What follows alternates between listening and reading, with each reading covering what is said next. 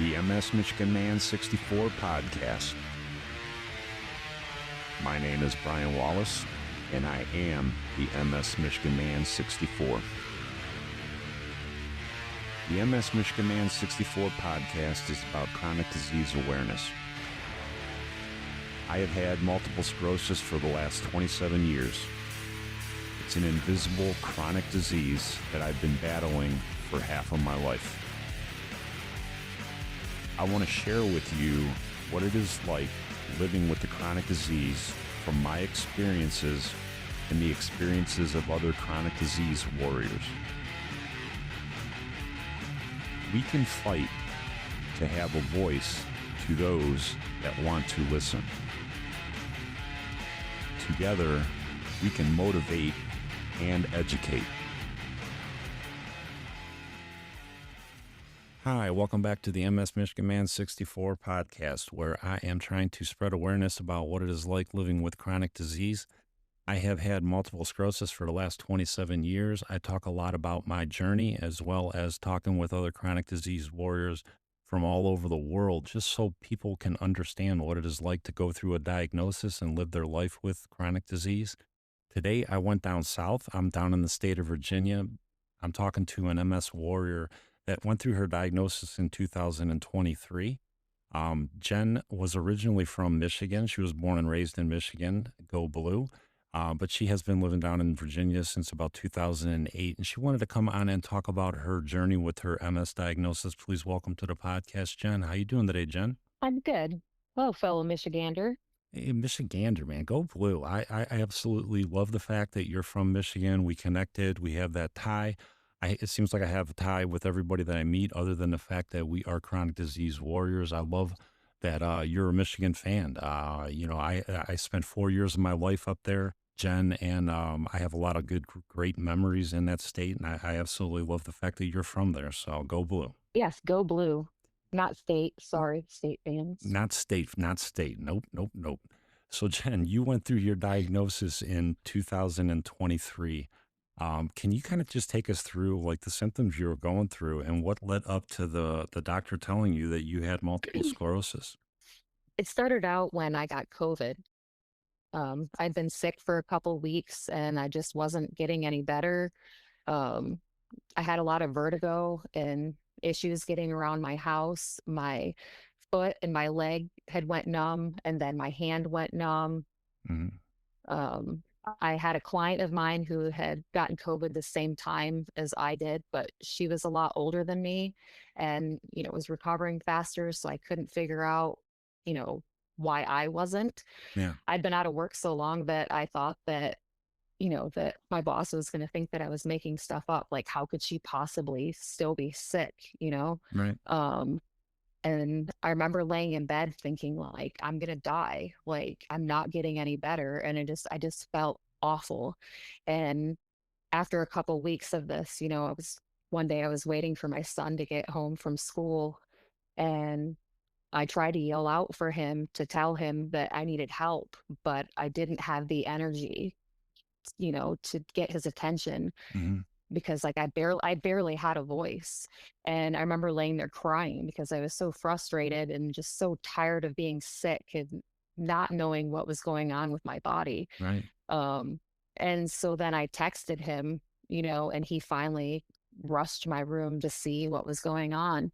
And, he called his friend because at the time he didn't have a vehicle, and had him come pick us up so he could take me to the emergency room. And I remember just being completely listless against the window in the car, kind of like, a night where you've been out drinking too much and you're just kind of hanging out Yeah.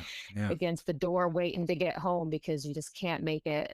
And I remember them wheeling me into the ER, and I could barely sit up straight. And they gave me some IV fluids and told me that I had COVID and sent me home. So I went home and I felt a little bit better. And, I eventually went back to work. Um, Still trying to deal, with the symptoms that were still existing. I had balance issues. I was super fatigued. Yeah. My foot and leg and hand were still numb. Um, my hand felt like it was, on fire, like I had stuck it on a hot burner sometimes. Other times, if I was holding my phone, it would feel like I was holding a block of ice. Mhm. But I went back to work and, I was struggling. And then by the end of the week, I thought, all right, I don't feel so bad. I haven't cooked in a while because I've been sick for, a really long time. So I'm going to stop in the store and I'm going to get something, good to eat, to Yeah. cook. Yeah. And then I got home and the fatigue just took over. And I was like, I'm going to lay down and take a nap.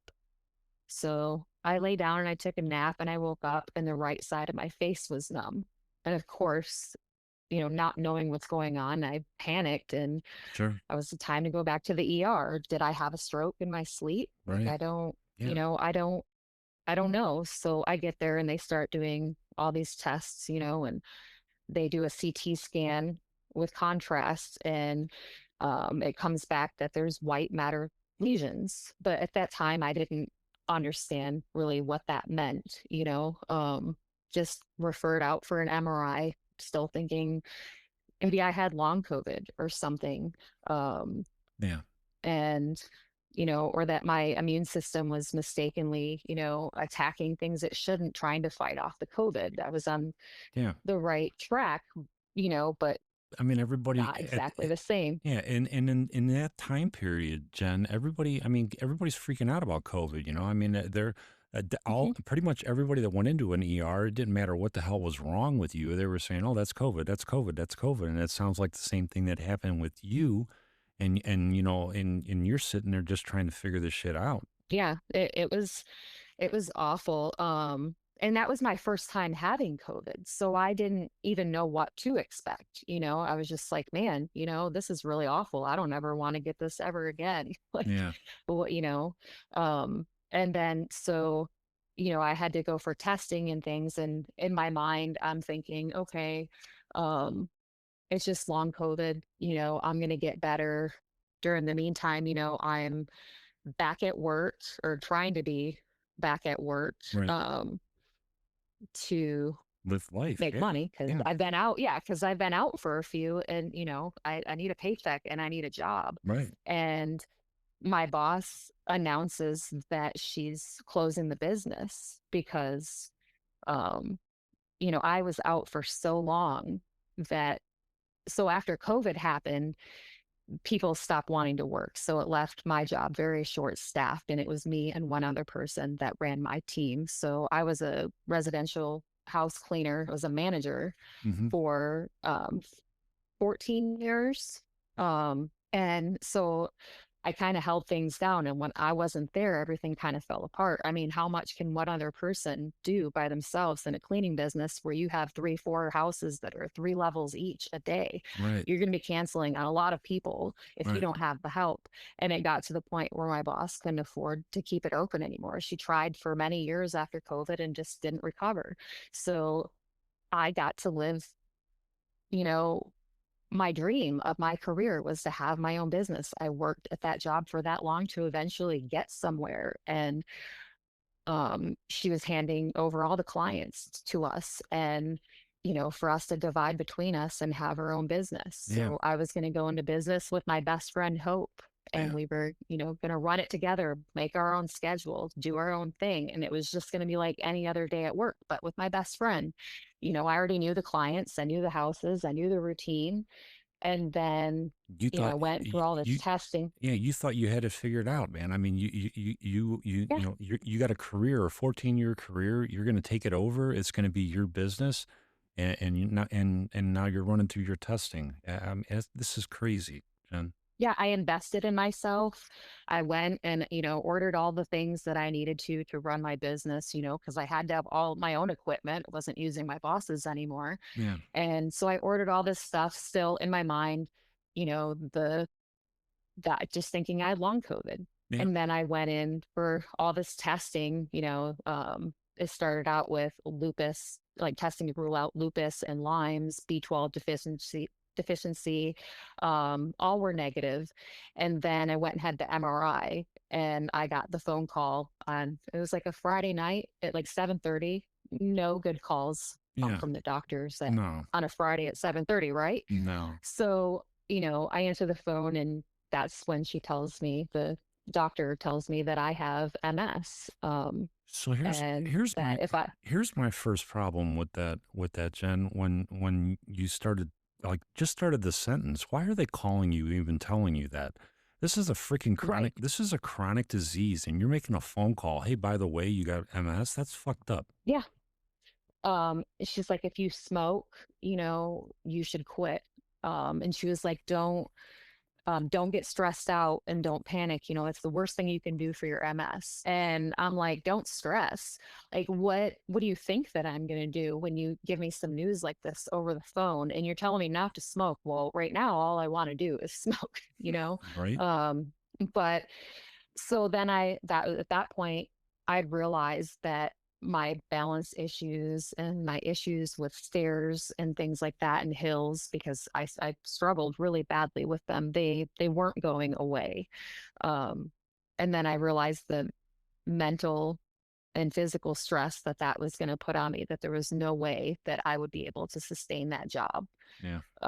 If I can't even get myself up and down the stairs, how am I going to carry vacuums and equipment and all of the things needed to do my job, or just even have the energy? Because I remember struggling. I struggled a lot. And I remember asking my boss if she could cancel houses because I didn't think that I could make it through the day. And I just contributed it to being short staffed. We'd been working short staff for months, and it was just, between being at work and being a single parent at home, trying to keep my own house clean, trying to make sure that my son's, keeping up with school, doing all the grocery shopping. And, it's just a never ending cycle.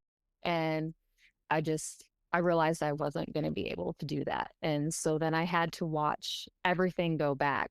And I had to return it all because there's just no way that I could do that. Yeah. And I watched my dream just go away. Disappear like But overnight almost, just about. yeah, um, I kind of look at it now as, it's not that I didn't achieve that. Oh yeah. Nothing can take away the fact that I achieved that goal. I still was successful, whether I was able to carry that out or not. It's not my fault that, you Yeah. know, MS got in the I have a way. chronic condition Yeah. that I am gonna have to live with for the rest of my life, and Yeah. you know But I know you got that there. there's no cure for. But that's where you're at now, Jen. And I know that back when you were going through this, you're going through that diagnosis, you're going through a freaking phone call, getting told that you have Yeah, multiple sclerosis.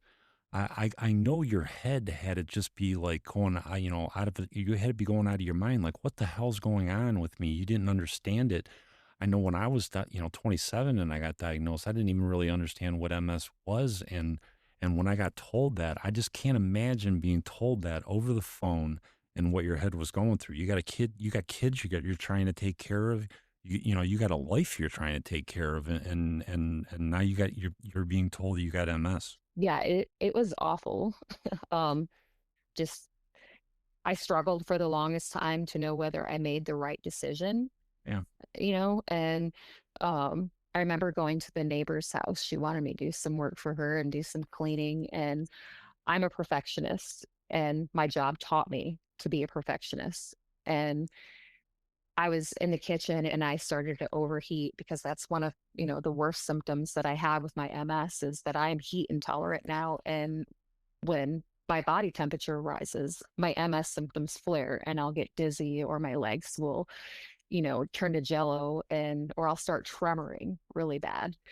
And I remember sitting there in the kitchen overheating, and I just started crying because like I couldn't do the job that she asked me to do, and I couldn't get it good enough yeah, like I had before. And she walked in and she saw me sitting there in the chair crying. And that's when I knew that I had made the right decision, to give up that job. Because if I couldn't even do one kitchen without, having all my MS symptom flares, or like losing my energy, there was no way that I was going to be able to run a business and do yeah. that every day for hours at a time. And I knew then that I had made the right decision to file for disability. Yeah, absolutely. I mean, you can't argue with your body. And I know, like, I had to give up a 20-year career, not because I wanted to. I mean, I was 12 years away from being able to retire, and I had to go in and talk to my doctor and tell him, hey, I can't do this anymore. And that's such a hard decision. I don't care who you are. I don't care if you're a guy or a girl.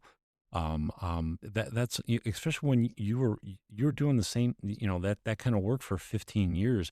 That's a hard decision to go in and say, you know what, I can't do it.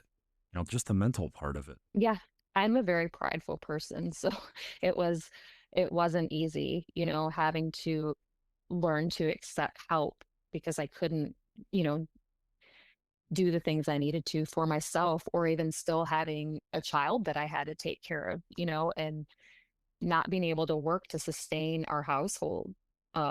It was not, it still isn't a good time. I'm still Yeah, yeah. waiting on a disability decision. I actually have my hearing at the end of this month, and I have a lawyer now, and I have a lot more medically, documented now than when I first started. And I'm hoping that And that's part of this battle. show more. Yeah, and that's part of the battle that I just don't think that people understand a whole lot.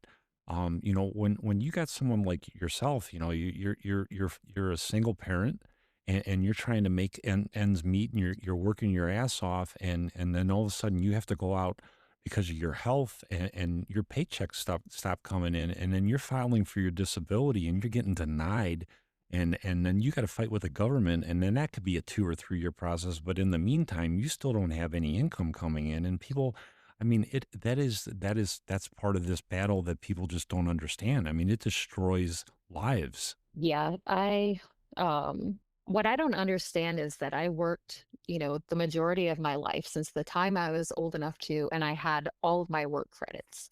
I don't understand why it's even a question. When someone works a job for that long consecutively, they're obviously not just out there trying to collect disability for the sake of having disability. And anybody that's on disability knows that it's it doesn't pay out that well. So why would I want to give up my entire career that I worked for Right. many years, you know, to settle for disability 20 some years, 30 some years before I'm even old enough to retire, you know? Exactly. Yeah, exactly. I've said the same thing, Jen. With my disability. I mean, I was making a good salary with the state of Ohio 20 years in. Like I wanted to give that up 12 years away from retirement. And then when I did find another job and I was making a little bit of money when I was out on my disability, I ended up I ended up filing with the feds. The state of Ohio wasn't an issue. They approved me for my disability within 3 months or 4 months from me filing. I was like blown away. I'm like, okay, this is simple. When I got to the federal part, when I filed with SSI, they denied me, and I'm like sitting here going, "Are you kidding me? I have MS for 27 years, and you're going to say I'm not disabled?" And I appealed it, and a year later they turned around and said, okay, yeah, we're going to go ahead and approve you, and then we're going to backdate the check. But I'm like sitting here in the meantime, yeah, but in the meantime there's people that are going without that money like for a year and a half, 2 years, 3 years, and Yeah. that's the part that's just so fucked up. Yeah. I think that in general, we need to do more for those that are disabled and not just, it's been a struggle. It's made me more appreciative of things in life. Like I get excited about little things because I've went without so many times. Um, and I've learned how to manage, and save and live off of almost nothing. I had started propagating plants. I love plants. I don't think you can walk into any room of my house and not find a plant. But I started propagating plants and selling those online to make money. And, I traded laundry services with my neighbors so that way I can have money to afford to, have my lawn care done, and anything that I can do to take some of the pressure off of my son, who has been my caretaker for the last, 2.5 years. And I don't want yeah, that for him. yeah, He's exactly. 19 years old. And I was He just lives in his own house and has his own bills. And I was just going to say that, that was going to be another one of my questions, Jen, is, you're going through this diagnosis and the mental part of it. And I know you have a family and how did it affect the family? Because, your kids didn't know you. They knew you before your MS, they knew you as healthy mom. And now you got your son, he's seeing you as mom with MS just talk about how the family had to adjust to the MS. Yeah, in the beginning, I know that it's only been a couple years, but the dramatic difference that I've seen in my son since when I first got diagnosed to how he treats me now is just, I don't know, he's kind of grown with me and we've learned together, because neither of us, obviously knew anything really about MS prior, not much anyways. And in the beginning, I thought that he was just going to see me as being lazy and not understanding, like, oh, I see her do this and that. Like, why can't she go to work, and not understanding that every single day is different. And just because I can today doesn't mean that I can tomorrow, or it's 11 o'clock. Why is my mom still in bed? Like, she just sleeps all the time. It's all she does is sleep. Yeah. Yeah. And, it there were times, like I said before, that he would come into the house and I would, get up out of bed and not, and act like I wasn't just laying there for the last few hours doing nothing, Right. because I don't want him to see me that way. I don't want him to see me as a sick mother that's just laying in bed, Right. um Yeah, and we kind of put we kind of put a face on, when we got family and friends around. And, I mean, because we don't want them to see us hurting, and I totally get that. And it's a learning experience, Jen. I mean, my kids were born, into this disease with me, and I mean, they've had to learn, and I've gotten my daughter's 23, and just like the growth that I've seen in her just in the last 3 or 4 years of, I think she was still scared when I went through my bad episode in 2015, and she didn't know where I was going. And, she had to figure stuff out, and my son has to figure stuff out, and he's still trying to figure it out, and he's 26. I mean, this whole thing is just a journey from data diagnosis for everybody involved in it. you know I remember him trying to use that as an excuse, though, when he was still in school before he had graduated. He would try to, be like, well, you can, I don't feel like going to school today. You could just like write the note and tell the teacher that you needed help because you have MS. And I'm like, I'm not doing that. I'm not using my MS to, my advantage so you can stay home from school. Right? Right? Um, You got to be a but kid though. He's got to be a kid, right, right, right. He was probably like around 17 at right? that time, and he'll be 20 in December. And just the amount of growth that I've seen in him in the last couple of years. And I just he gets quiet sometimes and doesn't talk about things much. So I really don't know how he's feeling, and how concerned he really is because he doesn't show it. Um, but more recently, I think, he's he's being more open about it, and I'm realizing that he cares more than I thought he did. Not that he doesn't care, it's just Yeah. I don't know. It's just not something that we really talk about, And and we do, but we don't. I understand that, Jen, and that's kind of like what I was saying with my daughter. I mean, I can actually have a conversation with her about my MS now.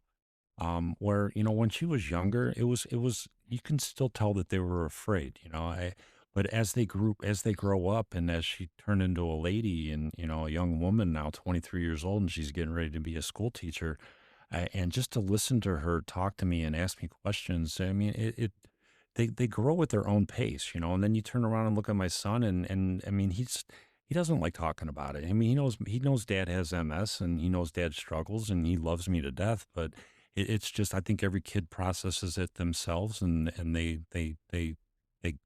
ride along in the journey. They're at their own pace, kind of. Right.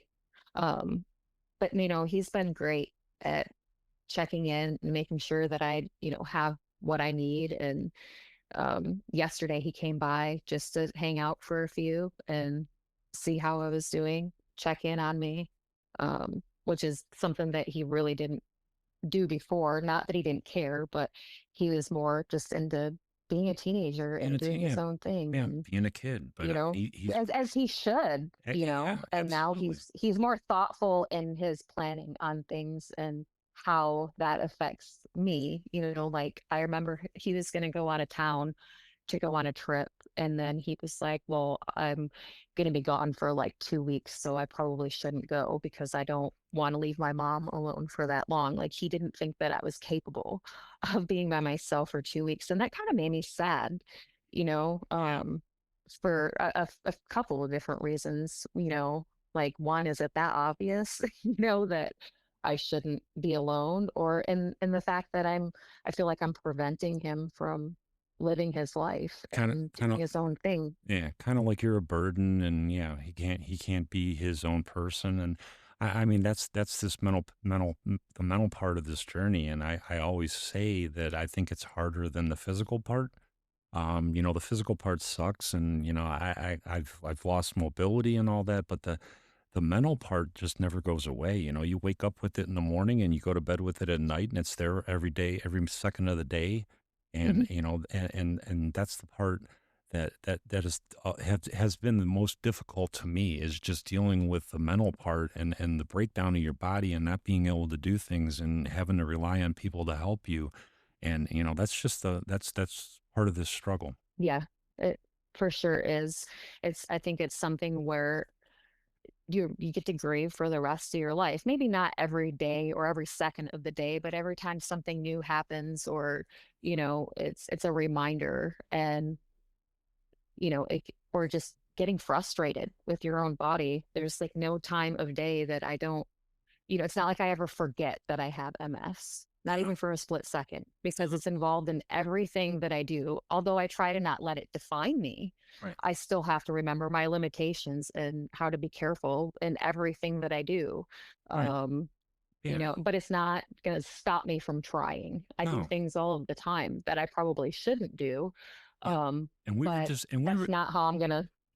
talking about this before we started recording, Jen. I mean, you said you already learned how to step outside the box, and and not be afraid of the disease and not being afraid of getting hurt. And I said, yeah, absolutely. I'm going fishing this weekend, and I'm going out, and if I fall in the lake on the dock, it is. But I'm not gonna quit my life. I still want to live my life. I got to figure it out and just make accommodations to my own physical problems and figure out how to still enjoy. Yeah. Like I mentioned before, heat being one of, my biggest issues. And so doing things outdoors is kind of hard during, I live in Virginia. It's very hot and humid here in the summertime. Um, for my birthday, I decided that I wanted to go kayaking. And, I make a lot of posts on Facebook, that seem like, hey, look at me, I'm out here doing this. And, which is for a reason. I'm trying to teach other MSers not to give up and to keep trying. But that doesn't mean that I don't struggle while I'm doing those things. What people don't see in those posts, how I fell before I ever even got up on the paddleboard and submerged my whole phone in the water. And I just got up and laughed it off and tried again. I'm in water. I didn't get hurt. Right? It was frustrating, but whatever. If you don't laugh, what's the opposite? You're going to cry? Yeah, Like, I can't change it. This is exactly. my life now, and I can sit and mope about it and boo hoo about myself, or I can keep trying and fighting. And, you know, the amount of progress that I've made, even just physical strength in the last couple years since, the initial damage was done, is just, I'll get to that in a minute. But I'm out there on the paddleboard. My friend, who is just like super in shape, at least to me, and does pole and does yoga and kayaks all the time, and is just very fit. Um, she's out there and she's just paddling along, and we're going, upriver, so it wasn't easy. It was the hottest part of the day, and I remember just paddling and feeling like I wasn't getting anywhere while she was already like at, the stopping point. And I just remember thinking, I don't know how I'm going to make it. Like she's going to have to come get me. Like I'm just not going to be able to make it. And I finally got there, and I had to rest for a while, and I thought that I was going to pass out. because I was overheated. And we hung out for a while. I ate a snack. I started to recover a little bit. And, eventually we went back. Going downriver was so much easier. I bet. So I bet. that lesson for me was I can't paddle upriver anymore. And we don't go at the hottest part of the day. Um, and also Lesson down learned. sea bands and nausea medication because your vertigo makes you seasick when you're out on the water now, Lesson learned, which and is some you figured that out, and that's what I love, right. and that's what I love about you, Jen. I mean, ever since I met you, I met you. We did a couple of like FaceTimes with Adam for newbies and all that, and I met you, and I started to get to know you, and I just knew how young you were in this disease, and just how your attitude is amazing at just how you've been kicked hard with this disease, but you're positive and you just always try to find the positive, and you got a great sense of humor, and I just think that you're an amazing lady. I appreciate that. That means a lot. It's it's definitely a struggle, and it took a lot of hard work to get there. A year ago, obviously this is not where I was, Right, and right. I was still struggling and trying to come to terms with life being different, trying to deal with the fact that I have no money, no job, and it was very depressing. And then I had another new diagnosis that I didn't know that I had that was contributing to my depression and anxiety and all of those things. That explained a lot, of why I was mentally where I was at. And um, now I'm not going to be able to remember what the abbreviation is, but it's PMDD, and it's premenstrual dysphoric disorder. Uh, And it messes with women's like hormones and things like that, where they, you know, it, this is a vulnerable moment for me, but it basically made me feel like I was going insane. Like I would think that my friends didn't really like me and that they were all talking about me and they just tolerated the fact that I was around. It led me to be very negative, and sometimes would lash out at people and mhm. take offense to things, that I normally wouldn't. And I started making a correlation, that it was every month, like the week before, Yeah, yeah, lady time. yeah. And then a good friend of mine said, your symptoms seem a lot like someone that I know, and I think that you should go get checked for this. And it turns out that I met all the criteria.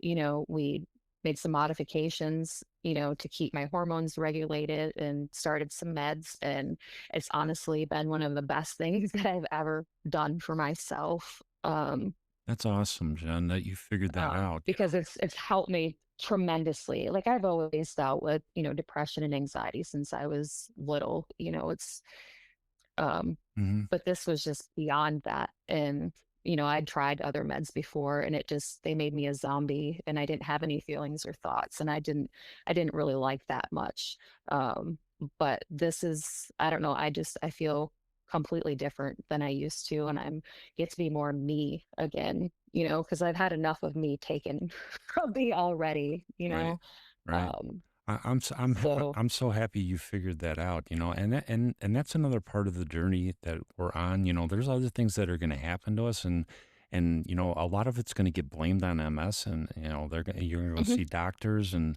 you're going to say, hey, this is going on, and they're like, oh yeah, it's probably just your MS. But I'm glad that you advocated for yourself and were able to get that diagnosis. Right. See, I have the opposite problem with my neuros. I mean, if the regular doctors, they want to blame it on MS, and then my neuros want to blame it on it not being something MS related. And so they bounce me back and forth. And I'm like, someone just help me, like my sleep issues, ever since that big relapse. And I've had more than one since that. The next time that it happened, I just didn't know that it was happening. I had 5 new lesions the next time I went to get my MRI, and it was prior to getting onto a DMT to stop that.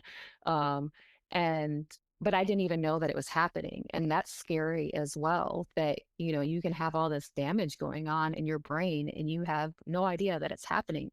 But then you notice it, over time with certain things like um, my memory and, forgetting what I'm talking about while I'm talking about it Yeah. and what I'm doing. Um, Yeah, and there's a lot of cognitive parts that, you just learn it. You learn it as you go that like stuff is misfiring. something isn't right. Yeah, Yeah. like it's not your normal, and you got to know your body, and you got to know when that's not right, and try to figure out what's causing that problem. If you don't think it's MS, man, you definitely you got to advocate for yourself and say, no, this is not an MS thing. Right. And, no one told me that being chronically ill meant that I was going to have to advocate for myself so hard for the rest of my life because I mean since I got diagnosed like, and not having the right neuro has been a huge part of that. I should have switched to a neuro that listened to me much sooner like everybody had told me to.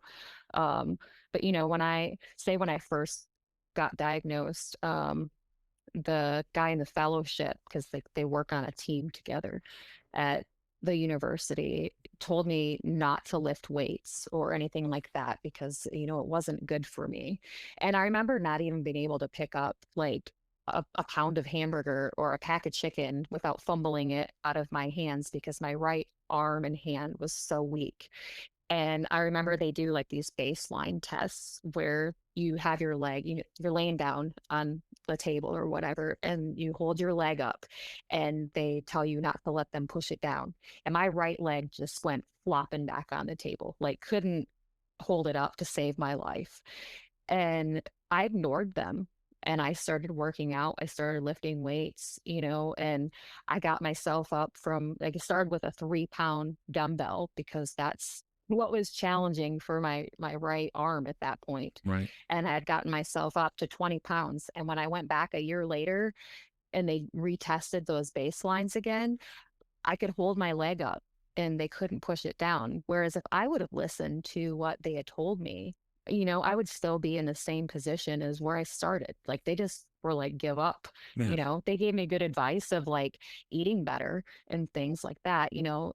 As much as MS sucks, it's made me take care of myself better. Yeah. I eat healthier. I quit smoking, like the suggested 2.5 years now, and I've been a smoker since I was a teenager. Yeah. um I learned to put myself first for once, which I never did before. My job, my family, everything came first. Yeah. And now I'm like, I have to. It's a necessity, especially in stressful situations. Like it's stress is not good for us. um and then then I was dismissed on all these other things like I think being female doesn't help with that. I think that we get dismissed more than men do. I agree. And I think maybe too, MS hits men a lot harder and it's a lot rarer for them. So I think maybe they listen to men more because of that, We had and we had this men conversation. usually have it worse. We had this conversation the other day, and I really liked that conversation, and because you brought up that same point about the men and the women. I think women are more complex. I just think that Right.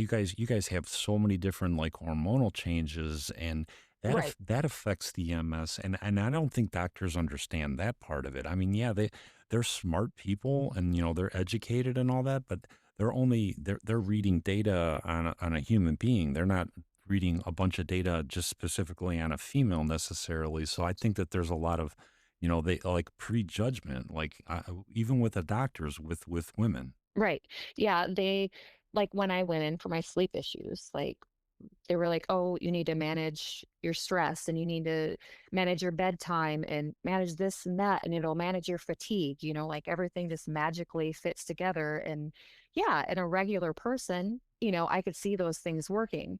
They're trying to blame my depression and my history of it is why I'm not sleeping. But newsflash, I've dealt with depression my entire life. And prior to being diagnosed in that big relapse, I used to sleep just fine. And here I am 2.5 years later still struggling and finding any kind of balance of feeling like I've slept. I'm just constantly fatigued. And then you hear other neurals that are like 90% of MS patients deal with debilitating fatigue. But my neuro just refuses to, or they're not my neuro anymore, but the neuro that I had refused to acknowledge that. He refused to acknowledge that my bladder issues were MS related, and I had to, advocate for myself to prove that they were. He didn't want to give me PT and told me that it was pointless. He, I started telling him about all the issues that I'm having with my memory and all of these things, and you know, I asked for a neurocognitive test or like a neuropsyche valve, Hmm. and he's said I can do it, but it's pointless. And then I went and had it done, and they found multiple things that I have issues with, um for like executive functioning and memory, and that I have neurocognitive disorder, due to the lesions that are in my brain. Like, So, so how did he look at that MRI and say, hey, this is where these lesions are in the brain. This is their function. This explains why she's having these issues. Why would you dismiss that? Or why would you dismiss my bladder issues as being MS related when it's a known fact that that is a common issue with people who have MS? exactly. Like Yeah. looking back, I had dealt with that issue for probably 7, 8 years, where I just thought that I peed a lot, Yeah. and I'd be on the phone having conversations, and my friend would be like, man, you pee a lot, and I'm like, I know, I just do. I don't, turns out it was a sensory issue. Right. Like, I my brain is telling me I have to go when I don't really have to go yet, Right. and then now I take some meds, and it's helped dramatically and given me some of my life back So, because so let me ask you this, Jen. So, I mean, you were seeing this neuro, and and he was saying all these things to you that just to me, it's just like I couldn't even understand if neuro would have said half the things he said to me or to you.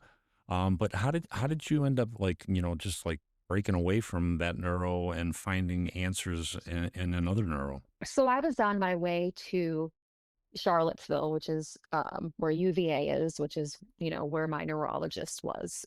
Because when I first got diagnosed, I figured, well, I need to move to UVA and see an MS specialist, right? Instead of being here where I live locally. Um, and I was on my way maybe a couple months ago with my friend, and we were having a conversation. I was looking at the road, wasn't looking at my phone or anything. And all of a sudden, I got super sick. And I felt like, dizzy and like car sick. It was super hot. It was probably over 100 that week. And so I don't think that that contributed, or I think that that contributed to how I was feeling. And I remember thinking on the way there, how am I going to get up to my appointment? Like, I have to get in here, get in the elevator, get upstairs, and I don't think that I'm going to make it. Like, I just feel absolutely awful. And I'm trying to drink water because I need, my bladder to be full for this testing that I had to do. I was going to the urologist for a urodynamics test, to try to figure out what my, you know, bladder issues are, what's causing the issue. Hmm.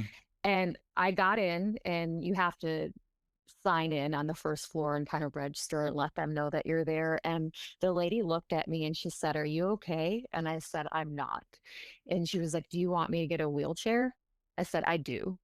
And she got the wheelchair for me, and I sat down. She gave me some water, and on the way up, she's like, "I'll push you up and, take you up there in the elevator myself or whatever." And my right leg just started jumping up and down over and over, like Hmm. if you were bouncing a child on your leg or something, Yeah. uncontrollably. And I was like, "Do you see that?" She's like, "I do," and she takes me up there. And so when, after all the testing, like the next day I went back and I messaged my neurologist to tell him about all the jerks and twitches that I'm having in my legs, because that also happens when I'm laying down. Like, my legs just twitch and jerk randomly out of nowhere. And it doesn't hurt or anything. It's just super annoying. Um, and I, told him of the incident of what happened. And he was like, I don't think that it's MS related." And he just dismissed me again. And I was like, you know what? This is it. Like, I'm tired of hearing this isn't MS related. I get that I'm newly diagnosed and I might freak out about things that maybe might not be MS related and think that they are, because I'm still learning. But it seems to me that all the things that I'm experiencing and have been experiencing for the past 2.5 years are things that 90% of the other MSers around me, and there's a lot. I belong to, and you know this, Yeah. we both do belong to a pretty big community. So I have a lot of MSers to talk to about these things, and you know, uh, it seems pretty common, even though we are all very different, you know, Yeah. obviously, in Right. our diagnosis and our disabilities, which is another thing that most people don't understand because I Right. hear that a lot. Well, my friend, so and so has MS and they're still out doing this, this, and that. And I'm like, that's cool. Yeah. Good for them. Yeah. They, it, the brain, has each part of the brain has a function. And depending on where those lesions are, it's going to affect everybody different. Your lesions could be in a completely different spot than mine are. And you could have more physical symptoms. And I have more mental. I have both, Right. So but how you just, so how did you there- how so you did you end up walking away from that neuro after, I did, I did, okay. I did because I had already had a referral for a neurologist here because I was already, thinking about leaving, but I hadn't quite made the decision yet. And that just kind of like pushed me over the edge to be like, I just, and I'm trying to fight this disability case and I'm trying to win. And I know that I'm not getting anywhere if I stay with him because he's not helping me whatsoever. So I came back to where I live now, locally, and she was just baffled at, What you were being told. the things that he was telling me. Yes, he was like, I don't understand why, he wouldn't acknowledge that. And then she started ordering more testing that he just never did.